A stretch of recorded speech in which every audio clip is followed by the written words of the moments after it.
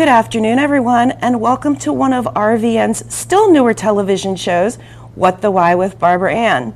If you haven't seen us before, our show features conversations with diverse leaders from all walks of life about why they do what they do and how they figured it out. So how can this be helpful to you?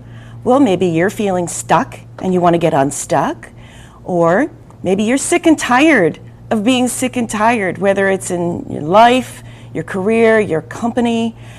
One thing that all of the leaders that we're speaking to, all different ages and genders and races and ethnicities, one thing they all have in common with you is they felt similarly at some point in their life. Today's guest is no exception. My guest today is Mary Lynn Harris. Mary Lynn is Chief Knowledge Officer of the End of Life Doula Services and the owner of Heart It Works LLC. In addition to being a business and life coach, Mary Lynn hosts the national podcast, What Difference Are You Making?, which is also part of the Impactful Legacy podcast. And she's the first national podcast host for which I ever had the honor of being a guest. So I'm really excited to have her here today. As if these different roles were not enough, Mary Lynn is the founder and chief creator of Sedona Pies. As in Sedona, California, you ask? Yes. One of the reasons I'm also so excited is Mary Lynn is joining me from California as my very first remote guest. In terms of credentials, she's got a lot of them. Mary Lynn holds a Bachelor of Business Administration with a major in marketing and with studies in business and management and marketing.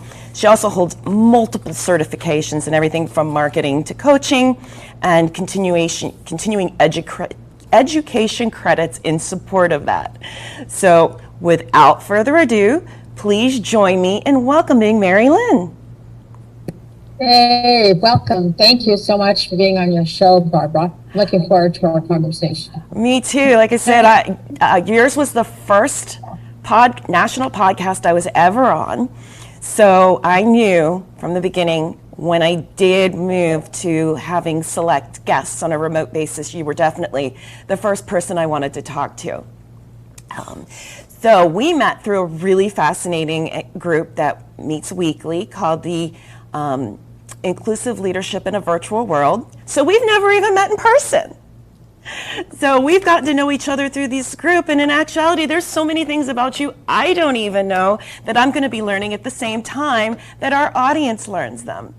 So one of the things I always point out, as I mentioned in my opening, is everyone has a story. So once upon a time, when you were little, I don't know if you imagined that you would be doing all of these different important roles, and one of the ones I didn't even mention was you recently became a coach for the SBA Thrive program as well. So we're just going to keep piling on the additional amazing work that you're doing. But what did you want to be when you were growing up? Well, I wanted to be a psychologist so I can understand why people would bully other people or pick on other people. That was my initial decision. What do I want to be when I grow up? Wow. All right. So sounds like there might be more to that story in terms of how you made that decision. Well, it's just because, like most kids, not most kids, I would say, certainly as a kid, I was bullied a lot. And so I decided that I should become a psychologist to help those people that bully other get them to stop. Yeah. That was my kind of theory, my thinking. But as life has unraveled, I didn't do it. I didn't become a psychologist. I went on to do other things. Yeah, and you're making such a great impact in so many other areas. So how did you get from the young person who wanted to understand bullying, because bullying was not at all even acknowledged as a thing like it is now. How did you evolve from that to what you're doing today? Well, I had a spiritual awakening, I guess, in 1999, and it's about long process, but the marketing story to that is basically I was burnt out from doing my work in marketing and communications, and I was surrendering a lot. And I just said to God, I says, God, tell me what I should do next, because I don't know what else I should be doing. And the answer came, kindness. And I'm like, kindness? What the hell is kindness? And so kindness conferences, just be kind, kindness. I'm like, okay, whatever. So after getting back on my feet and getting a job and everything, I said, well, I guess I should start this kindness stuff. And then, it's sort of like one of those things where you go, kindness, okay, what does that look like? Kindness conference, okay, what the hell does that look like? So, it's just going from that point of view of taking the idea, whatever kindness is, and implementing it. And I think kindness is really the undercurrent to helping people to stop bullying, and also the undercurrent for people to be kinder to each other. And then we would have a more holistic and powerful workplaces if there was more kindness in our world and in our own lives. Wow. That's how I got into kindness.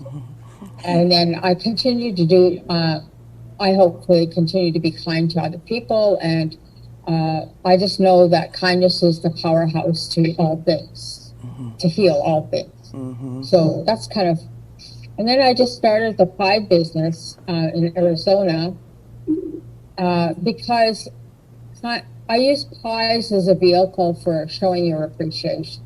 So still using kindness, sending the messages about kindness, and only this time we have a product to share with people.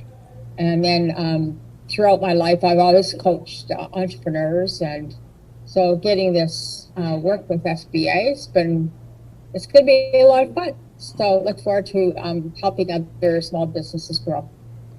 Awesome. And yes, thank you for that correction, because I kept thinking, well, maybe there is a Sedona, California, and like in our area, there's 4 different Washington townships in 2 states. And so I was like, well, maybe there is a Sedona, California, but the only Sedona I knew was Arizona. But I'm like, okay, I'll roll with it. So I'm glad you cleared that up. So Sedona Pies is in Arizona, but you are joining me from the Sacramento area in California. So I did at least get that right. Well, I'm in Fremont, California. Oh, you're in Fremont, California right now. My cohort is in Sacramento. Okay. Now, by cohort, that's related to what you're doing with the SBA. Can you talk a little bit about your brand new role with the Small Business Administration? I think there was just some application. You want to be a coach? And I said, oh, yeah, I've done that before. So I just put in my application. And then one day I get an email, oh, welcome to the team. And I'm like, who are you? And so, yeah, that's how I got onto the team of coaching for SBA. And they're thriving emerging leaders in the community, because as my father used to tell me, and I firmly believe, that small businesses is really what runs the economy. Without small businesses, you don't really have an economy. And so I'm really excited to support these business owners that have been in business for a while, and now they're on their next step of growth. So that's how I got into being an SBA coach. Right, which is awesome, because the U.S. Small Business Administration, this is the rebranding of their established, full disclosure, I used to work for the SBA. So when I found out that you were going to be one of those coaches, I was really excited, because you've been working with businesses, ironically, I guess ironically isn't the right word, but you've been working with businesses on the kindness issues for years.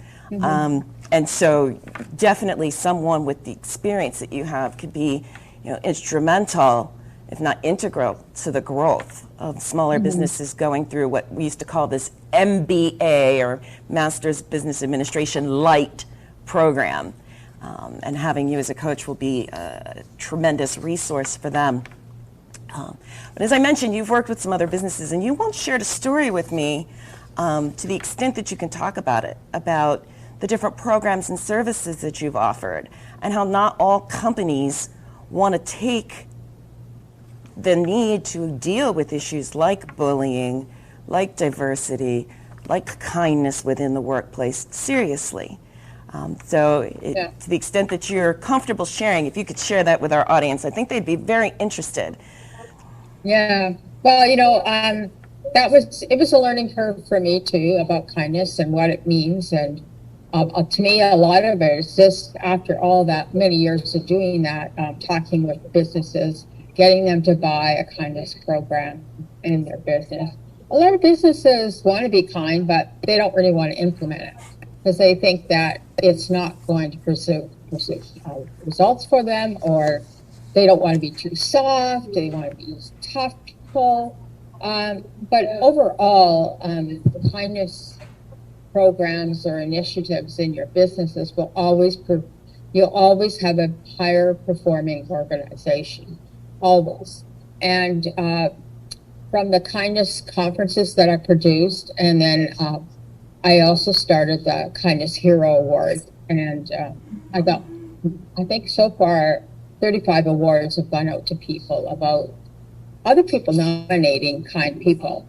So I'll be doing that again this year as well. But, kindness is really important. It doesn't matter what business you are in and how you do it. So now, from the kindness thing, I'm called to be an end-of-life doula.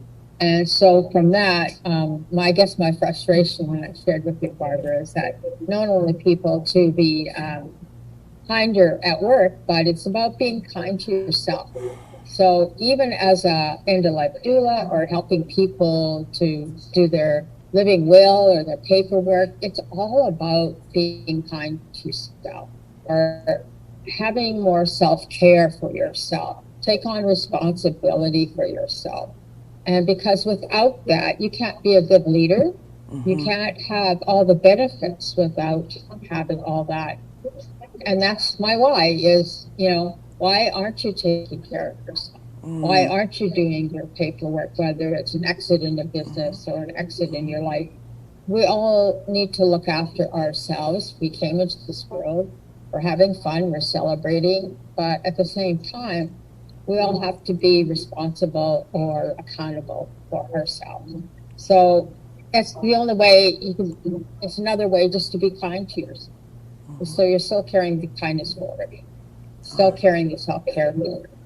Wow. And believe it or not, we are already at the halfway mark. So we're going to take a brief commercial break, and then we're going to come back and talk with Mary Lynn a little bit more about what is involved with being an end-of-life doula. You were the first person to use that term. I'm not familiar with it, so I'm curious. I suspect our audience is curious as well. So please stay tuned for these messages, and we'll be right back with more from Mary Lynn.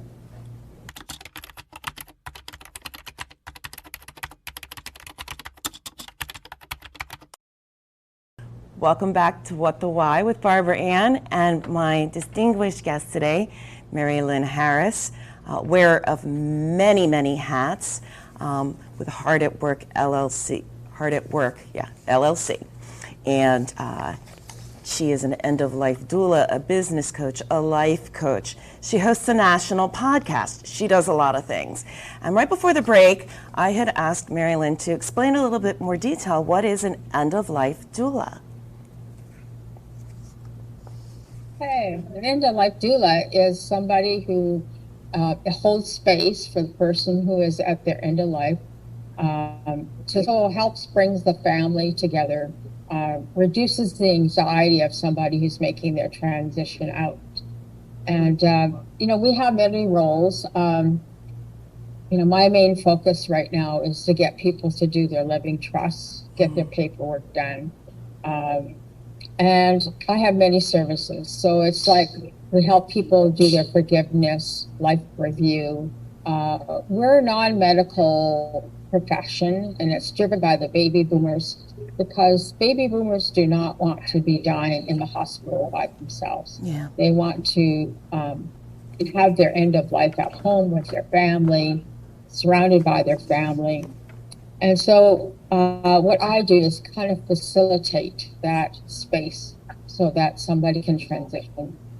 So they have people around them that love them and care for them, and plus all the other services that I offer. It sounds like there's also a level of protection of them as well. Sadly, as we age, there are those that do have their best interests at heart for us and those who don't necessarily, and I've sadly been able to see both sides of that. So it sounds like your services may get you in some situations that allow you to advocate for a patient that may not otherwise. Yeah, advocate for the patient, the family. Yeah, absolutely. So you mentioned sorry, just quick interruption. No, go ahead. Just because we are non-medical, we are paid by the family. We're not paid by the hospital or the insurance. Okay. So the family's really more interested in making sure that their family member also has the best possible transition, which is wonderful. How did you find the courage? I know you mentioned kindness, and your why is kindness, but there's a level of facing your own mortality as part of this process. So how did you find the courage to branch into services that are so critical to helping people make this very difficult transition in life? It's not something you decide to do, like being a deaf doula or be with people that are dying. It's more like a calling. It's more like God saying to me, okay, Marilyn, time to come over here on this side of the life. So yeah, it's not something, not necessarily a career. You say, hey, I want to go over there and do that. You're called to do it. So I'm taking kindness with me as I do the end of life work with people, because you have to have a great amount of empathy, compassion, kindness to help families navigate through that process. Yeah. Wow. So my why has always been about whatever spirit or God wants me to do, I go do. Hey, which is awesome. Because it's really one of the questions I often ask people is about the fear question, and so often the why was just not acting was scarier than acting, because they felt so called to do the work that they're doing. Now you, as I mentioned, one of the things you have is a national podcast. Could you talk to us a little bit more about the podcast, and because there's a lot of synergy between what we're doing on this show, and our viewers might very well be interested in subscribing to your podcast. Yeah, absolutely. Yeah, the podcast started because, COVID just hit us, and it was like, okay, what do I want to do now? I had to close my private. So it's sort of like, okay, what do I want to do now? Okay, let's go back to kindness. So I started the podcast because I wanted to promote kindness. I also wanted to allow other people who are making a difference or making an impact in their work or in their life, in the community, and get people to be on the show and talk about what difference they're making. And as I started the show in 2019, so as I shifted as well into my doula work, I'm also speaking to people who, maybe their life work is not their legacy. And I'm also opening it up to people who want to share their legacy. Because we all have a story, and we all want to share it, right? So how can we do that? So being on podcasts is good. It's like a speaker platform, if you will. So I have a story. I want to share about legacy. I want to share about what's happening and what I'm doing. Sort of similar to your why, only I'm not asking why. But, sometimes we all land into our calling because, something happened, right? And so the podcast is doing really well. I'm getting lots of people to want to be on the podcast. So, if anybody wants to be on the podcast or has a short story to share, I'm sure that we could give them the information. which is great. And actually, I'm going to ask Mary Lynn at the end to share how you can reach out to her. But if you go to Purposefield's website, there's actually a link to my podcast that I did with Mary Lynn last year. Can't believe it's been that long. But it also has her contact information, so you can reach out to her and learn about the wide variety of things that she does through that contact information. Yeah. So yeah, you can find me on. It's all on YouTube, and it's also on my website. So it's just heartatworkonline.org. Yeah, and I know your podcast is also on Apple. Yeah. Are you on Spotify as well? I mean, you really are in the national. It's on Spotify. It's on, actually, my radio side is on Anchor FM, and my the video side is on YouTube. And then I also have it on my website, too. Which is fantastic. Now, when you decided you were going to get into podcasting, I guess what's one thing you wish you knew before you decided to go down that road? I know this television show has been a tremendous learning experience for me. I imagine podcasting has been for you, too. For anybody who's thinking about maybe following in your footsteps in that sense, what is something you wish you knew before you decided to take that leap? Well, I really didn't know what to do, but I took a course and learned how to do podcasting. I think the interesting thing about podcasting is if you want to start a show, just start it. Don't worry about making sure you have all the right equipment, because a lot of times you might find that after doing a few shows, you may decide this is not for me. So I always just encourage people to start. I do it very simple. And so what I really like about it is that all the wonderful people I get to meet and hear their story. So there is a lot of logistical stuff that you have to do that it wasn't that it was surprising to me. It's just that there is that part of the podcast that if you want to do it, you have to be willing to put the time in. And it's kind of related to that. You mentioned that you took a course in how to do it. Was there anyone or multiple people who maybe also inspires you to bring your voice to that level in terms of a national presence? I don't think so. I think it was just, just deciding, okay, COVID's here. What am I going to do with my time? And okay, let's start a podcast. And I don't really have, per se, a schedule that I do the calls on. I just allow people book their time when I have time.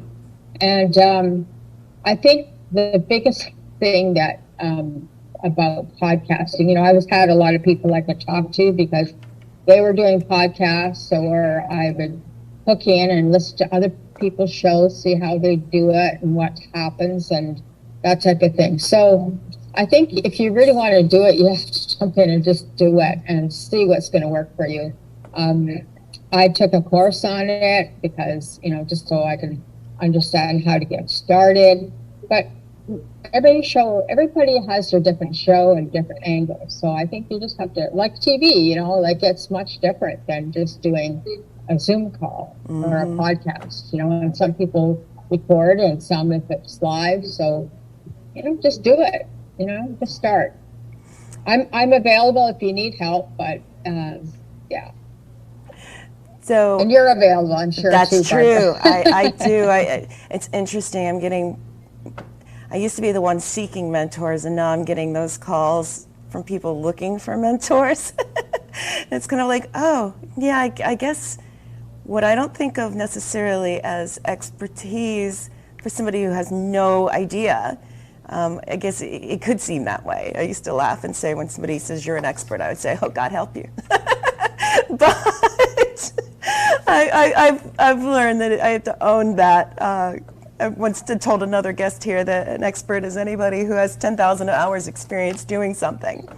Yeah. So, Ms. Expert, that you are in so many different areas, which I think in of itself makes you unique from others. What would you say makes you more unique from others who are working in similar space? I don't think I'm so unique. I'm just, my focus is always about service.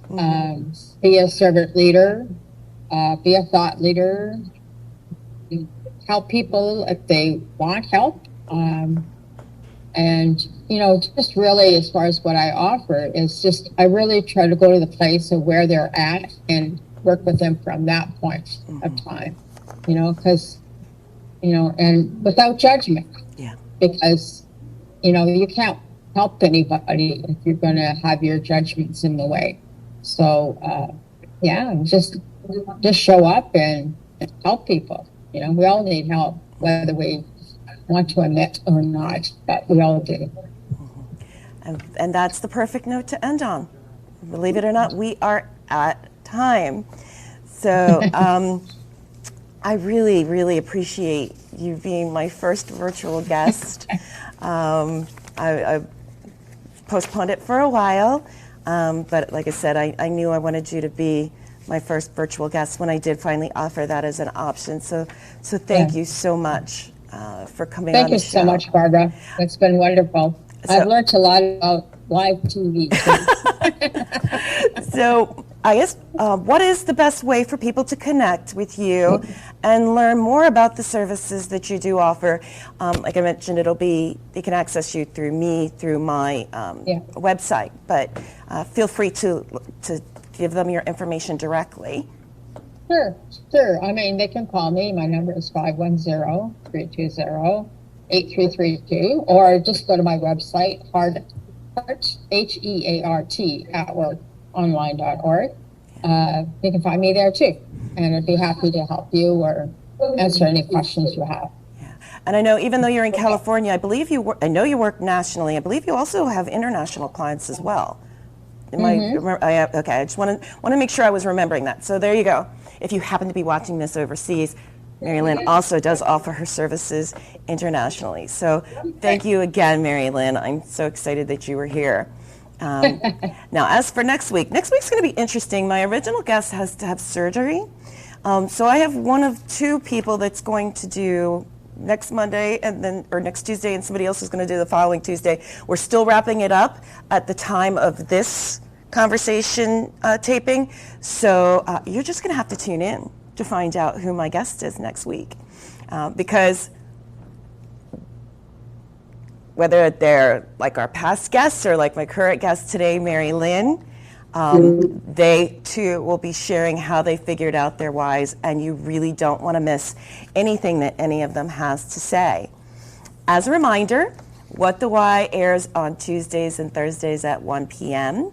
and then on Mondays at 3:30 p.m. And it's also available on demand on RVN Television and Roku. Whether you are looking to make changes in your life or career or company, no matter how big or small, please join us again for more inspirational and informative conversations with people like Mary Lynn, who wanted to make changes in their life and in the world and overcame any challenges, fears, obstacles, learning opportunities that they needed to pursue to find their purpose and live it.